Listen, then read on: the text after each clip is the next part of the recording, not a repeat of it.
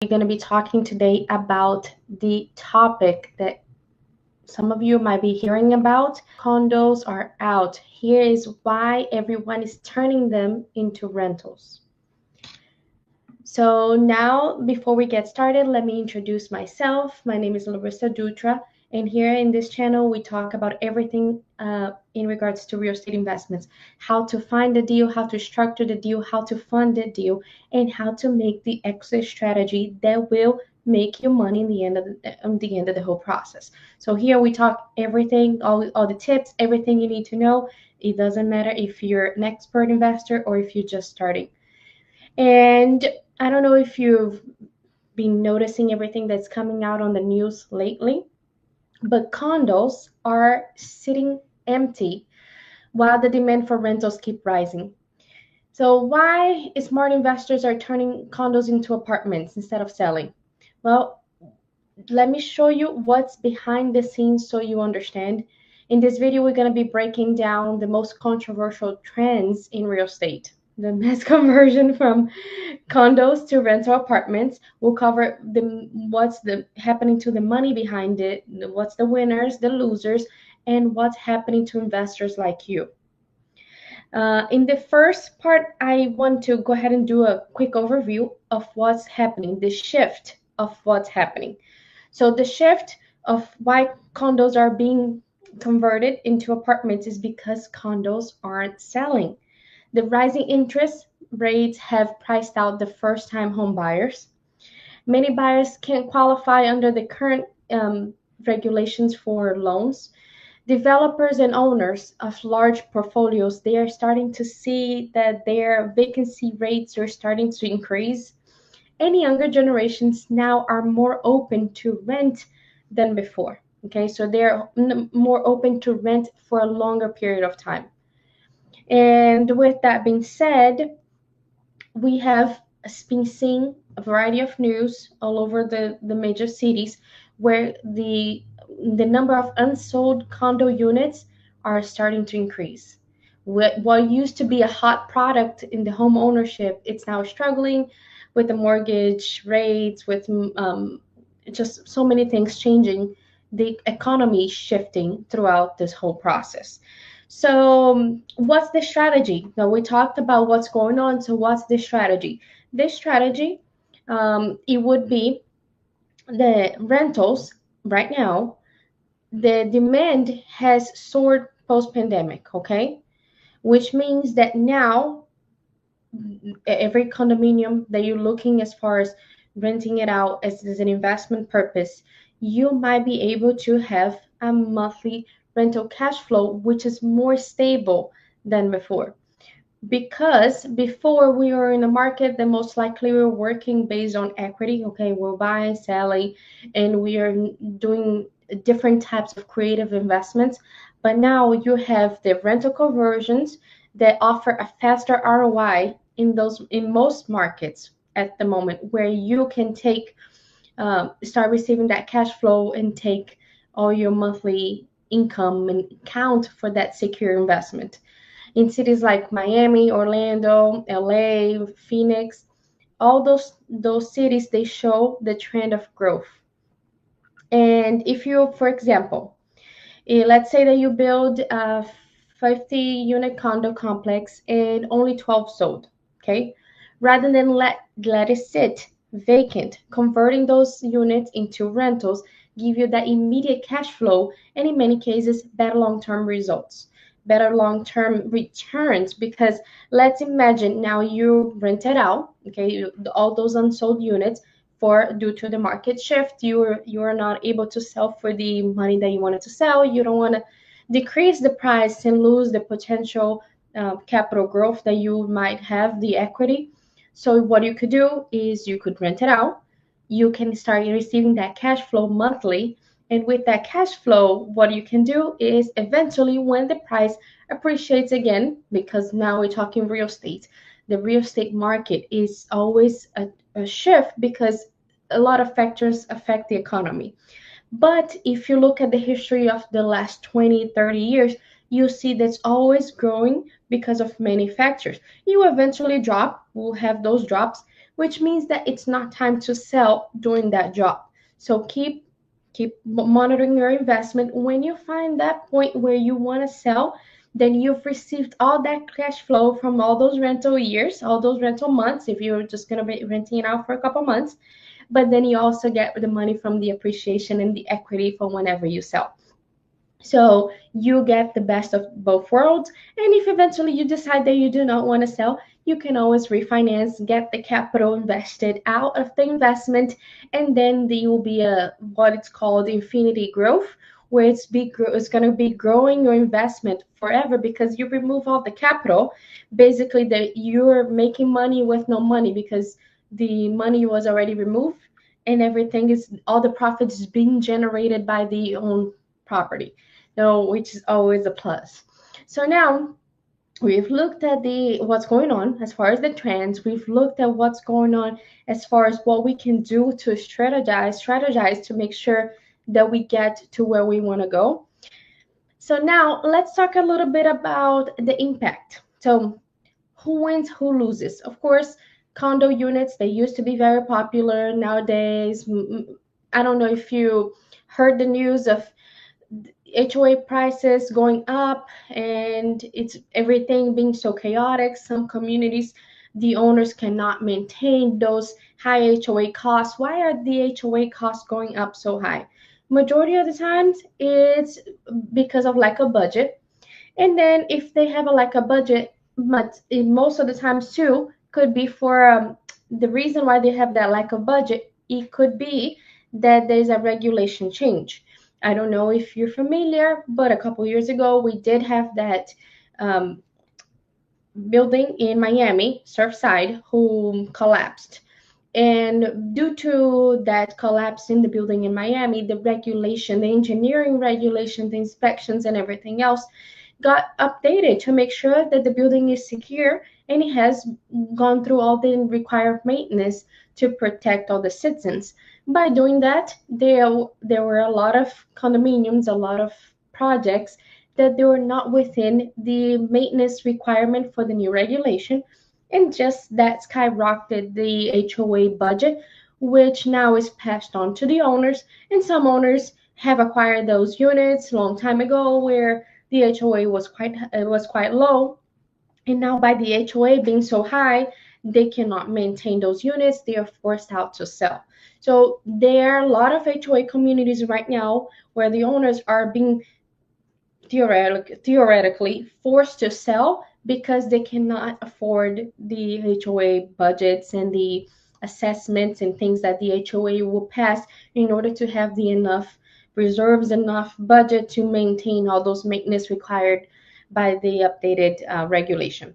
So by looking at all that, looking at the whole picture, now you're seeing why the condo units were used to be very popular.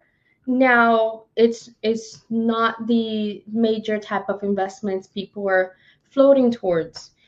The key points here would be that for whenever you're looking at the winners, you will look at everything basically that has the flexibility to keep generating that cash flow for you. Okay, so in condo units, investors, developers, they have a higher flexibility, so that's why for them they can still work with those type of units because they have a higher budget, higher projection, higher portfolio demand. And now whenever you're looking at the losers, then of course the HOA is always impacted. The homeowners who have purchased originally within that lower HOA budget, and also who are wanting to buy, like the new homeowners who may not be able to afford a single family unit at that time, or they have a small family where they don't need a single family unit. They may be looking towards a startupper and then start up with a condo unit, and they might be affected. And it's just one of those things that we have to monitor how those things are shifting in the economy. But now that we consider everything, let me help you analyze here the idea of why whenever you're comparing both portfolios, one portfolio of condo units, one portfolio of the apartments, because now that's where they're converting to. Why is it important for an investor when they're looking at comparing both types of units? Okay, so here we are, say that we have unit here that is here. Let's say that we have a couple townhouses over here, and then there's another. I'm not really good at drawing, but let's say we have a building with three dwellings, okay? And in this building, we have every unit being paid 1,000, but this is an individual owner, so 1,000, 1,000, and 1,000. But let's say that the owner owns, is that every one of those units are owned by a different owner or a different investor or investment company. So once you have three different owners in the same building, what's going to happen? Now we're going to have an HOA in the middle to coordinate throughout everything within those three investors. The HOA that's coordinating everything that's happening with those three investors, there'll be a cost for that HOA. So now they have to submit reports, they have to submit reports to the owners, they have to coordinate all the maintenance for the common area, because one of the owners, they might think, well, it's not my responsibility, it's his responsibility. So it all aggregates cost when you're thinking of how much I'm going to make in the end of the day. And whenever you convert the same building into one portfolio, or which means now it's owned by the same owner, you converted from condo units to an apartment complex. So now you convert the whole condominium into an apartment complex. It's owned by the same organization. It could be a single owner, but it could be an organization with multiple owners. And now whenever they rent it out, the income ends up being, the gross income ends up being the same, okay? Because gross income is how much you're leasing it for, the $1,000. But the net income might decrease because now you don't need so much to coordinate accounting for every single unit. You can combine into one condominium. You have condominium reserves for all the units at the same time. And you also have the aggregate value that you can, now whenever you're ready to sell that portfolio based on the NOI, which means the income of what the income for what the company is generating or the complex is generating.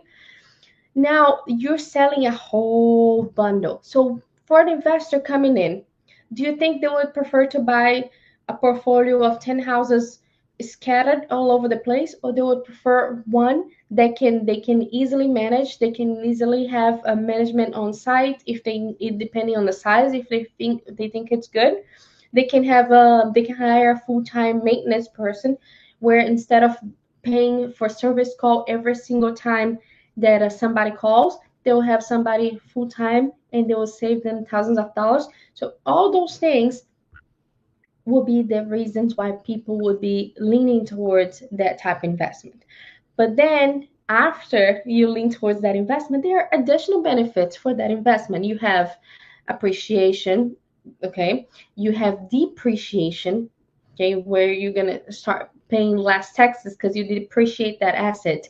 You deduct how much of how you would compare to an item that you have in your house, but like a wear and tear. So depreciation, that say that the building is supposed to last for 40 years, now you're going to depreciate 1 year of that asset every single year, and then you deduct on the net income, and you're going to keep more money in your pocket. So you have that. You have other things that you can do with the complex. Say that you can put an marketing campaign on an outdoor where people can market their own companies. You have that marketing piece there. You can put a satellite tower. You can put vending machines.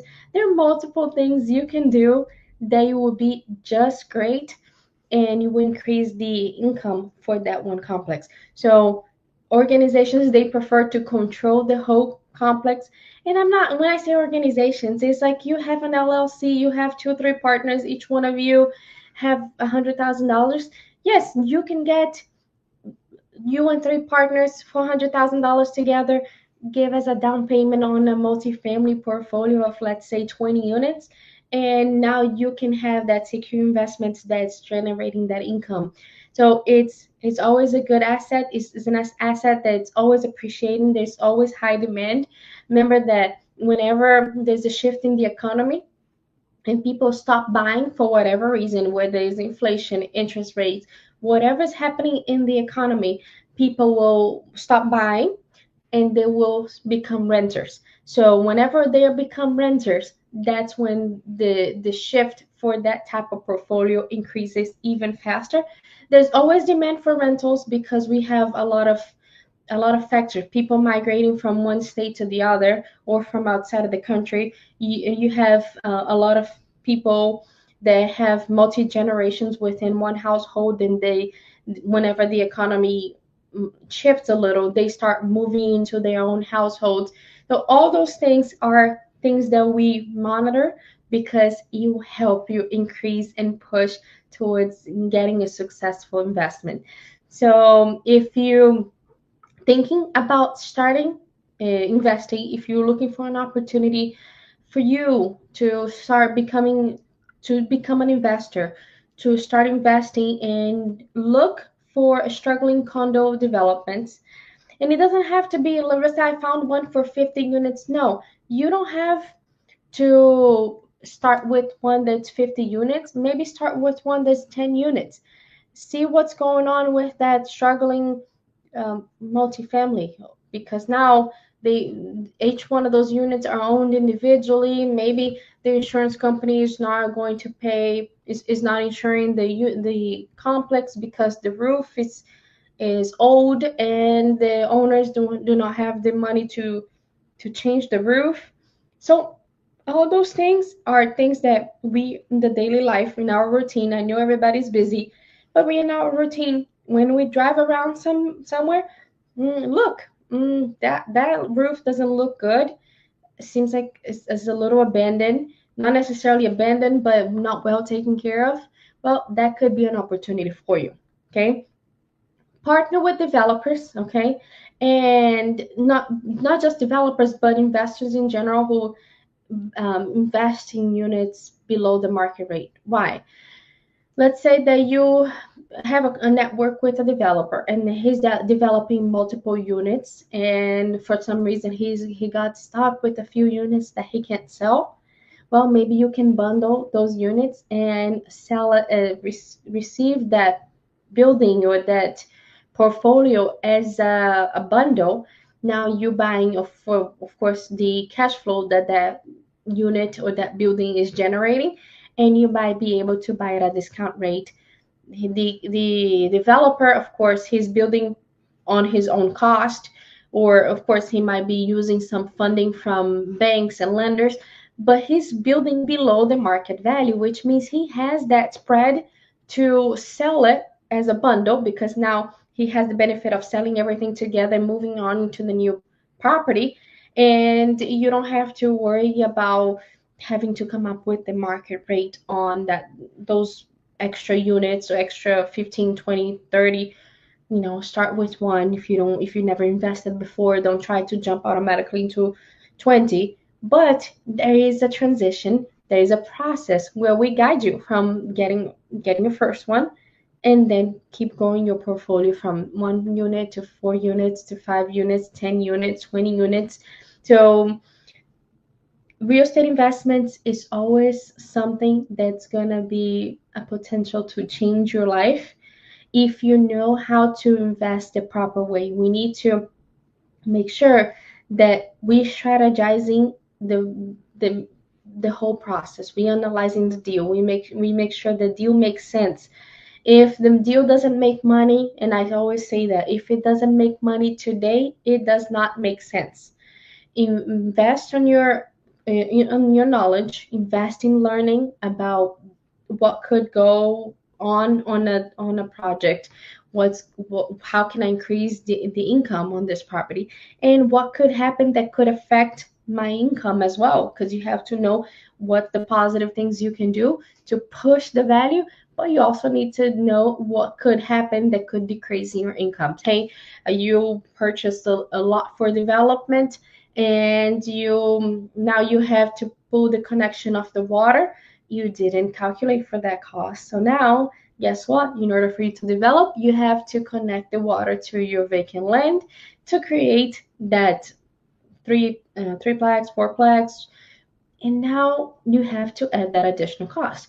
So making sure that you're analyzing, you writing down, and you verify and double check and triple check every single thing that you have planned out, because we want to make sure that you have a successful investment from point A to point Z, where you're analyzing the deal, you're making sure that the deal makes sense, you're structuring it. Okay, you have the our spreadsheet, you're putting all the data on the spreadsheet, you're now having somebody partner with you to fund your deal. If you don't have the funds, it doesn't have to be a partner on the deal where they're going to get equity, but it could be just you getting a funding from a lender where you will pay them some sort of interest.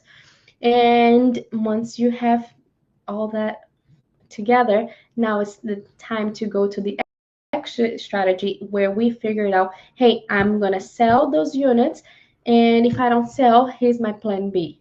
Or I'm going to rent those units. And if I don't rent them, this is my plan C. So always have the plan A, plan B, plan C, because we want to make sure that your investment is secure and you're happy with your investments. Because if you're happy with your investments, you will continue moving towards a positive direction, and you will see how exciting it is to see your portfolio grow.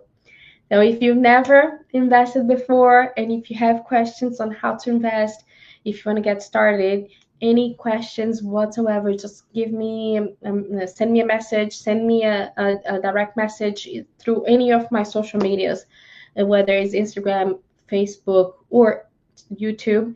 And then here we will be able to talk to you and guide you to get you started on your first step. So stay tuned. If you don't follow me yet, click on the follow button and we'll stay connected.